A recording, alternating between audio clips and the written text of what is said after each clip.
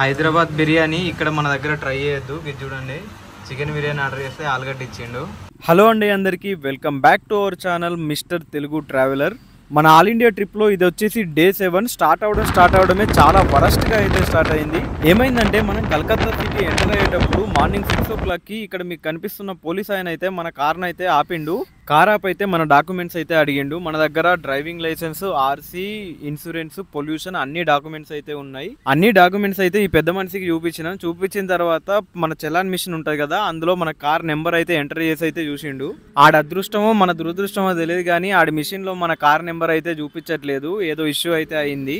ఈ car online లో చూపించట్లేదు, అసలు ఇది మీ కారేనా అని చెప్పి ఆర్గ్యుమెంట్ అయితే స్టార్ట్ చేసిండు ఆ పోలీస్ అయినా. మన తెలంగాణ M-Wallet ఆన్లైన్ యాప్ లో కూడా మన డాక్యుమెంట్స్ అన్ని చూపించడం, అయినా కానీ అస్సలు వినలేదు. ఆర్గ్యూ అయితే అట్నే చేసిండు. స్టేషన్ కి రావాలి, కోర్టుకు రావాలి, అది అని చెప్పి అట్నే ఆర్గ్యుమెంట్ అయితే కొనసాగించిండు. అర్థమైంది మాకు డబ్బుల కోసం ఇట్లా చేస్తుండని చెప్పి. మాకు అచ్చిరాని హిందీలో ఏం మాట్లాడాలో అర్థం కాక సరే అని చెప్పి డబ్బులు అయితే ఇచ్చేసినాం. 1000 రూపాయలు అయితే తీసుకున్నాడు. మన అదృష్టం ఇంకా అక్కడితో వదలలేదు. కాస్త ముందరికి రాగానే మళ్ళా మనది 1 వేలో వచ్చినామని చెప్పి ఇక్కడ కనిపిస్తున్న ఈ పెద్ద మనిషి అయితే ఆపిండు. మన గూగుల్ మ్యాప్ ని పట్టుకొని మ్యాప్ చూపిస్తున్న రూట్ లో వచ్చేసినాం. ఈ పెద్ద మనిషి అయితే ప్రూఫ్ తో ఉన్నాడు. ఫోన్ లో ఫోటో అయితే తీసిండు, అది రాంగ్ రూట్ అని చెప్పి. చలాన్ ఏమంటారా 1000 రూపీస్ పడుతుంది, మరి నాకేమైనా చూసుకుంటారా అని చెప్పి అన్నాడు. ఇలా తలుక్కున్నారేంట్రా దరిద్రులారా అని చెప్పి ఈ పెద్ద మనిషికి కూడా కొన్ని డబ్బులు ఇచ్చి అక్కడ నుంచి అయితే వచ్చేసినాం. మనం ఇప్పటికీ ఒక 4 స్టేట్లు అయితే దాటుకొని వచ్చేసినాం. ఛత్తీస్గఢ్, మహారాష్ట్ర, ఒరిస్సా, ఇప్పుడు వెస్ట్ బెంగాల్లోకి అయితే మనం ఎంటర్ అయినాం. కలకత్తా అలా ఎంటర్ అయ్యామో లేదో ఇలా తలుక్కున్నారు దరిద్రులు. అంత దరిద్రం ఉంటే ఎవరైనా ఏం చేస్తారు. వెస్ట్ బెంగాల్లో ఉన్నంత వరస్ట్ పోలీసులు, అది ఓన్లీ కలకత్తాలో ఉన్నంత వరస్ట్ పోలీసులు అయితే నేను ఎక్కడా చూడలేదు. హౌరా బ్రిడ్జ్ దగ్గర అయితే మనకి ఎక్కడ కార్ పార్కింగ్ అయితే స్పేస్ అయితే కనిపించలేదు. మళ్ళా తర్వాత ఎక్కడైనా రోడ్ మీద పార్క్ చేస్తే మళ్ళీ ఏ పోలీసు వాడు వచ్చి నో పార్కింగ్ అని చెప్పి చాలాను వేస్తాడని చెప్పి కార్లోనే 2 రౌండ్లు అయితే అలా తిరిగేసి వీలైతే మళ్ళీ వద్దాంలే అని చెప్పి అక్కడ నుంచి అయితే వెళ్ళిపోయాం.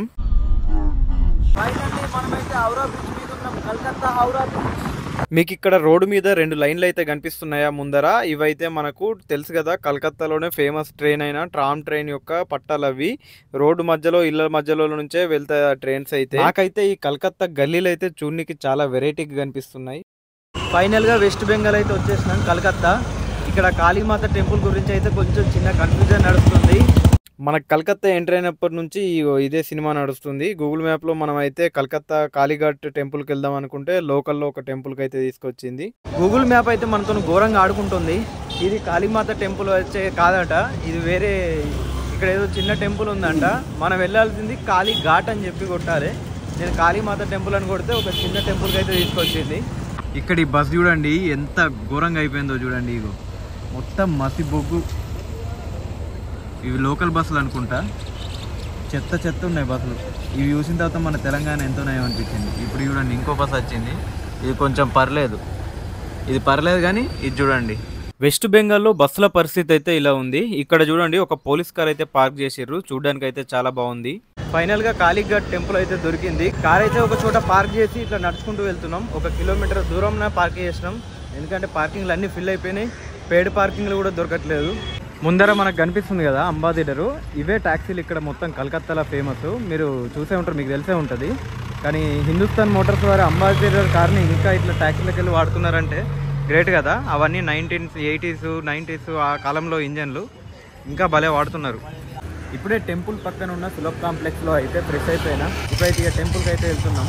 ఈ కాళీఘాట్ టెంపుల్ అయితే మీకు తెలుసు కదా, ఇదైతే మన వన్ ఆఫ్ ద శక్తిపీఠంలో ఒకటి. టెంపుల్ దగ్గరికి వెళ్ళడానికి అయితే స్కై వాక్ కూడా ఉంది. ఇక్కడైతే చూసుకోవచ్చు మనకు టెంపుల్ దగ్గరనే స్కై వాక్ అయితే అరేంజ్ చేసారు. ఇదైతే ఇంకా కన్స్ట్రక్షన్ దశలోనే ఉంది. ఇక్కడ దిగడానికి ఎస్కలేటర్ కూడా ఉంది. వీళ్ళైతే టెంపుల్ దగ్గరికి అయితే తీసుకెళ్తాం, 200 రూపాయలు ఇవ్వండి జల్దీ దర్శనం చేపిస్తామని అంటున్నారు. మనం అయితే అలాంటివి ఎందుకు నమ్ముతాం చెప్పండి, డైరెక్ట్ అయితే వెళ్ళిపోతాం. ఇక్కడ చాలా మంది డబ్బులు ఇవ్వండి దర్శనం చేపిస్తా అంటారు, మీరైతే నమ్మకండి. డైరెక్ట్ అయితే టెంపుల్ దగ్గరికి వెళ్ళిపోండి. టైమింగ్స్ కూడా రాంగ్ చెప్తారు, టెంపుల్ క్లోజ్ ఉంటుంది, నేనైతే తీసుకెళ్తా లోపలికి అని చెప్పి. అవైతే నమ్మకండి, మీరు డైరెక్ట్ ఫస్ట్ టెంపుల్ దగ్గరికి రీచ్ అవ్వండి. మనకు టెంపుల్కి వెళ్ళే దారిలో పూజా సామాగ్రి అంతా ఇక్కడే బయటే దొరుకుద్ది. ఇక్కడ టెంపుల్ ఎంట్రీలోనే మన తెలుగు అతను అయితే కలిసిండు, అతనైతే మనకు హెల్ప్ చేస్తున్నాడు. అతనికి ఒక షాప్ అయితే ఉంది, డబ్బులు ఏం తీసుకోకుండా మన లగేజ్ కానీ చెప్పులు కానీ అతని షాప్ దగ్గరే ఇచ్చాము. డబ్బులు ఏం తీసుకోడంట.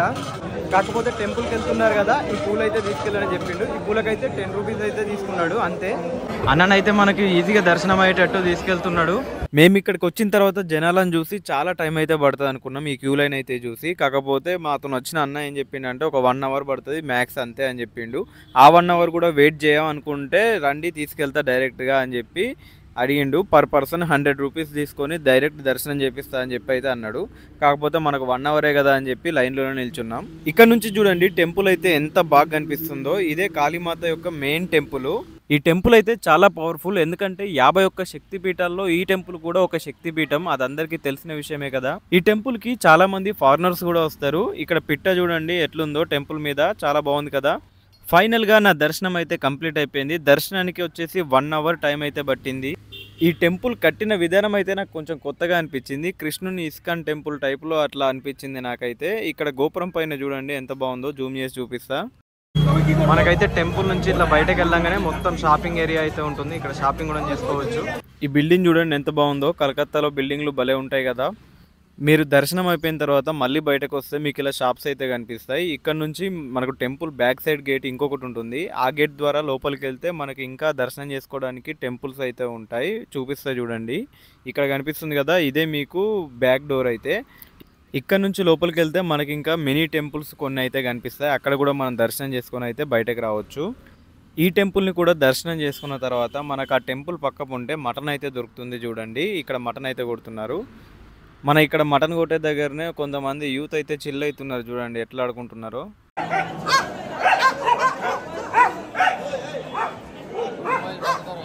ప్రజెంట్ టైం వచ్చేసి అయితే 12:30 అవుతుంది. మేము 11:30కి అయితే లోపలికి వెళ్ళినాం. సో 1 అవర్లో దర్శనం అయితే కంప్లీట్ అయిపోయింది. టెంపుల్కి ఫారినర్స్ కూడా చాలానే మంది వస్తున్నారు. మేము ఫ్రీగా బ్యాగ్స్ మొబైల్స్ పెట్టిన చోట అయితే ఇదే, ఏం డబ్బులు తీసుకోలే, మన తెలుగు వాళ్ళదే. ఇది చూసుకోవచ్చు. ఇక్కడ షాప్ పేరు వచ్చేసి శివశక్తి బండార్. ఇది మనకి ఎంట్రీలోనే ఉంటుంది, చూసుకోండి. కోల్కత్తాలో మల్టీప్లెక్స్ చూడండి 4-5 సినిమాలు అయితే రన్ అవుతున్నాయి ఈ థియేటర్లో. బిజోలీ సినిమా అంట. ఎంత చిన్నగా ఉందో చూడండి. ఇంతే, మన దగ్గర పెద్దగా ఉండవు థియేటర్లు. ఇక్కడ మన దగ్గర ఉన్నంత పెద్ద థియేటర్లు అయితే ఇంకెక్కడ ఉండవు. మనమైతే కార్ అయితే పార్కింగ్ దగ్గరే వదిలేసి విక్టోరియా మాల్కి అయితే వచ్చినాం. 1 డేలోనే ఈ ప్లేసెస్ అన్ని కవర్ చేయొచ్చు. ఫైనల్గా మనం విక్టోరియా మెమోరియల్కి అయితే వచ్చేసినాం. ఇది ఎంట్రీ అయితే కాదు, ఎగ్జిట్ అంట. మనం మళ్ళీ అదంతా తిరిగి రావాలి. మా వాడు టికెట్ తీసుకోవడానికి వెళ్ళండి. ఇక్కడ కొద్దిగా రష్ ఉంది. ఇక్కడ చూడండి, ఇక్కడ ఒక బుద్ధిస్ట్ అయితే ఉన్నాడు. ఇదైతే బయట నుంచి వ్యూ. ఇప్పుడైతే మనం లోపలికి అయితే వెళ్ళాలి. టికెట్స్ అయితే తీసుకున్నాం. పర్ పర్సన్ అయితే 50 రూపాయలు ఉంది. ఇదే మన విక్టోరియా మెమోరియల్. బయట నుంచి చూడడానికి అయితే చాలా బాగుంది. లోపలికి వెళ్ళి చూడాలి. ఇక్కడ ఒక సింహం బొమ్మ ఉంది చూడండి, చాలా బాగుంది కదా. ఇక్కడ ఈ ముసలైన చూడండి, ఫారినరు, సరిగ్గా నడవడానికి కూడా అవ్వట్లేదు. కాకపోతే కంట్రీలు దాటొచ్చి ట్రావెలింగ్ అయితే చేస్తున్నాడు. చాలా గ్రేట్ కదా. నడవడానికి చేతగాని ముసలోళ్ళు కూడా ట్రావెలింగ్ చేస్తున్నారు. ఇక మనం ఇంత యంగ్ ఏజ్లో ఉండి ఎప్పుడు ఇంటికాడనే ఉంటే ఎలా ఉంటుంది చెప్పండి. లోపలికి వెళ్ళడానికి పెద్ద క్యూనే ఉంది. అక్కడ నుంచి అయితే లోపలికి వెళ్ళాలి. పదండి ఇక లైన్లో నిలబడి లోపలికి అయితే వెళ్దాం. Construction of the Victoria Memorial Hall 1921లో కట్టారట. ఇది ఏదో ఉంటుందని వస్తే ఈ మ్యూజియంలో ఏమీ ఉండదు.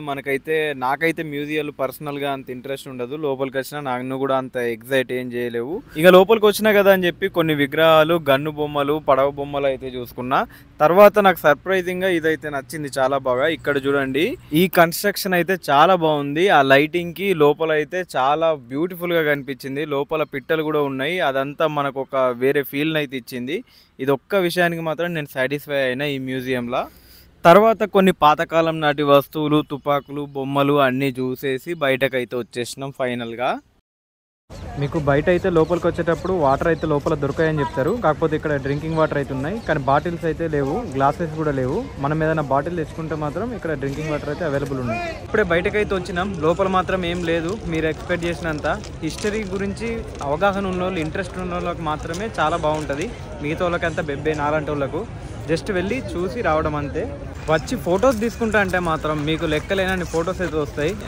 ఫోటో షూట్స్ చూడండి ఎట్లా చేస్తున్నారు ఒక్కొక్కళ్ళు. 3/4 పెట్టుకో, బ్యాక్గ్రౌండ్ కరెక్ట్ చూసుకో. ఫెంటాస్టిక్. హైదరాబాద్ బిర్యానీ ఇక్కడ మన దగ్గర ట్రై చేయొద్దు. ఇది చూడండి, చికెన్ బిర్యానీ ఆర్డర్ చేస్తే ఆలుగడ్డ ఇచ్చిండు, అట్లుంటుంది ఇక్కడ. అందుకే చికెన్ కూడా ఇట్లా ఉంది చూడండి. 100 రూపీసే బిర్యానీకి అయితే. అందుకే నేను తెలుగుగా ఏం చేసిన అంటే ఎగ్ బిర్యానీ ఆర్డర్ చేసిన. బిర్యానీలో ఆలుగడ్డ చూసారు ఫస్ట్ టైం. కోల్కత్తాలో ఎగ్ బిర్యానీ తిన్నా కానీ ఇది చూడండి, ఎగ్గు, దాని తర్వాత ఆలు. చికెన్ బిర్యానీ తిన్నా కానీ చికెను ఆలు మాత్రం కంపల్సరీ ఇస్తున్నాడు ఇక్కడ అయితే. డిఫరెంట్ కానీ పర్లేదు, బాగానే ఉంది. గ్రేవీతో తింటే స్మూత్ ఉంది. కానీ మన స్టేట్ దాటిన తర్వాత బిర్యానీ ఎక్కడ తిన్నా కానీ మీరైతే మన హైదరాబాద్ బిర్యానీ మాత్రం అసలు టచ్ కూడా చేయాలి. సో గైస్, ఇప్పుడైతే మనం కోల్కతాలో ఉన్న ప్లేసెస్ అన్ని ఎక్స్ప్లోర్ చేసి కొద్దిగా షాపింగ్ అయితే చేసుకొని డార్జిలింగ్ అయితే బయలుదేరినాం. ఇప్పుడు టైం వచ్చేసి నైట్ 12 o'clock అయితే అవుతుంది. హైవే పక్క పొంట అయితే ఆగినాం. టోల్ ప్లాజా దగ్గర ఆగి ఇప్పుడైతే కొద్దిసేపు పడుకొని మార్నింగ్ అయితే వెళ్దాం అనుకుంటున్నాం. ఇక్కడ మనకు వెళ్ళే దారిలో టోల్ గేట్ దగ్గరే ఛార్జింగ్ కూడా సదుపాయం అవుతున్నది. ఇటువంటి కాడ అయితే యూజ్ చేసుకోవాలి. కొద్దిగా ఇబ్బంది అవుతుంది, ఓన్లీ కార్లోనే ఛార్జింగ్ పెట్టుకోవాలంటే మేము ముగ్గురం అయితే ఉన్నాం. 3 మొబైల్ ఛార్జింగ్ పెట్టుకోవాలంటే ఇబ్బంది అవుతుంది. అందుకని చెప్పి ఇప్పుడు ఎక్కడైనా ఇట్లాంటి సాకెట్లు కనిపిస్తే పవర్ బ్యాంక్లు అవి అయితే మొత్తం ఫుల్ చేసుకొని వెళ్ళిపోతాం. సో ఇక ఈ రోజుకైతే వ్లాగ్ ఇంతే. రేపైతే మళ్ళీ మనం డార్జిలింగ్ రేపు కూడా రీచ్ కాము, నాకు తెలిసి ఎల్లుండి మార్నింగ్ వరకు అయితే రీచ్ అవుతాం కావచ్చు. ఓకే గైస్, ఇక లేట్ అవుతుంది, పడుకుంటాం. మీకు వీడియో కనుక నచ్చినట్లయితే లైక్, షేర్, సబ్స్క్రైబ్ చేయడం మాత్రం మర్చిపోకండి.